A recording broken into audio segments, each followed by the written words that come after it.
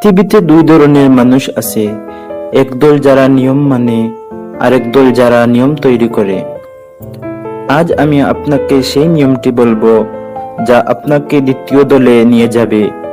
এটি মনোবিজ্ঞানের একটি অন্ধকার এবং বিষাক্ত সত্যি যা 99% মানুষ জানে না বা জানলেও স্বীকার করতে ভয় পায়।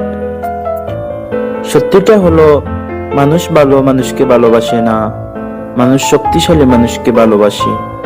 আপনার দয়া, আপনার ত্যাগ, এগুলো আপনাকে দুর্বল প্রমাণ করে। মানুষ দুর্বলকে ব্যবহার করে, সম্মান করে না। তাহলে শক্তিশালী হবেন কিভাবে?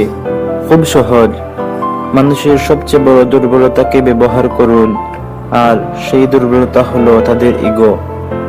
কাউকে নিয়ন্ত্রণ করতে চান, তার প্রশংসা করুন, তারপর তার সামান্য একটি খুঁত ধরিয়ে দিন।